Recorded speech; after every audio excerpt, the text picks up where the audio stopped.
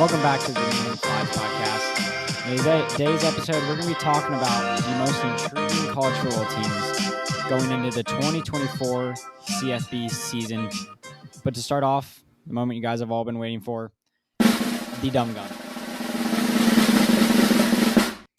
So let's spin the wheel to see who gets it for this episode. Give it to me. And the dumb gun goes to Ethan. That's some BS. All right. Now that we have decided who gets the dumb gun, let's get moving on to our topic. Seems like our guy Alexander wants to go first, so take it away. The most exciting team in college football for me is the Texas Longhorns.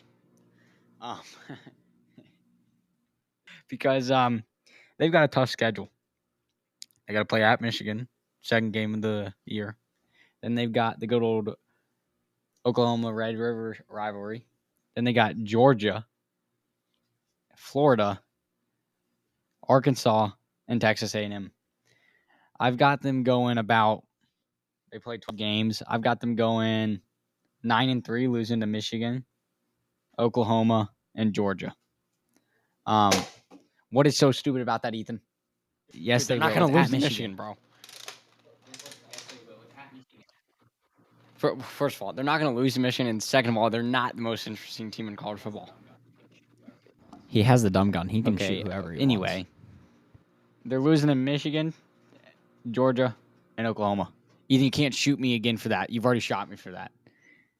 Okay, that is my reason. They've got Quinn Ewers. They've got a bunch of loaded stars. They're going to go back to college football playoffs just like last year. So, yeah, Texas is the most entertaining or most exciting team. My most exciting team is OSU, of course. Pretty easy one there. All their guys from last year came back.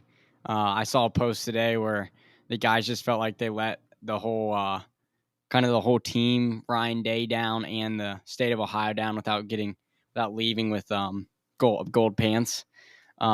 So this year you've seen the mentality. It's natty or bust apparently. If you're a Buckeye fan, you just hope they can just get out there and play ball. Chip Kelly took over play calling, which was big because Ryan Day, great head coach and stuff, great recruiter, he just plays very passive, especially in tight games. And I think you're going to see a new offensive, not scheme, but play call and game plan from Chip Kelly. Very offensive-minded guy. And then on the defensive side, big addition with Caleb Downs, obviously. And then, who's the DC? Did you mention Quinshon Johnson? Or however you say his name. Who's the DC? I don't know. Knowles. I don't know. The DC. Knowles. Knowles. Hopefully Knowles doesn't play as passive. You know, everybody was ranting about how they don't give up the big play, but that really came to bite them against Michigan because Michigan could run it. You know, I think the big thing why they had to do that last year is because our offense wasn't very good, and a thrilling and insane offenses can also to help the defensive side, so you don't have to play as passive. And then, like Houston said, Quinshon Judkins and Will Howard. That QB room, no matter who comes out of there, is going to be ready. It's going to be good. And then, obviously, Jeremiah Smith. They got the whole package, whole house. This is definitely their year. And so, yeah.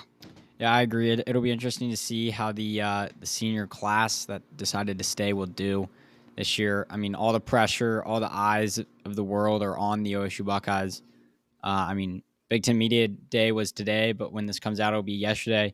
And reports have said that there have been massive crowds around the three players, Denzel Burke, Jack Sawyer, and Emeka Ibuka, and Ryan Day, that have all been representing OSU there. So it'll be interesting to see how it turns out. Everyone in Ohio that's an OSU fan knows it's like natty or bust right now. Like if Ryan Day doesn't do something this season, then he's pretty much finding a new home. So I agree with that a lot. So if I had the dumb gun, I would not be shooting you. My most interesting team is Alabama. This is their first year since 2007 without Nick Saban. They haven't had a losing season since he's been head coach. I think their last losing season was in 2003. So they've got the Washington head coach. I'm blanking on the name, but he had great success last year at Washington. They made it to the college football playoffs. They didn't do anything, or they got to the finals, right? Yeah, they got to the finals. But it'll be interesting to see how he does at Alabama. We've seen the massive amount of transfers that have came out of Alabama. So it's not the Alabama that we remember when Nick Saban has been there. We don't know how the atmosphere is and how the culture, you could say, is there. But they also have a good test ahead of them with or without Nick Saban, just because the SEC is getting stronger. They added Oklahoma and Texas, which are both respectable teams to add to any conference. So, I mean, we'll see how this season goes, but this season for sure, and definitely next season, definitely will show what the Washington coach is made of, and whether or not the year he had this year, or technically last year with Washington, was a fluke, or if it is really how he's coaching and he can just do good when he has a good, solid, group of guys. So I think Alabama is the most intriguing team going into the season. They're also kind of like OSU, where all the eyes are on them in the world.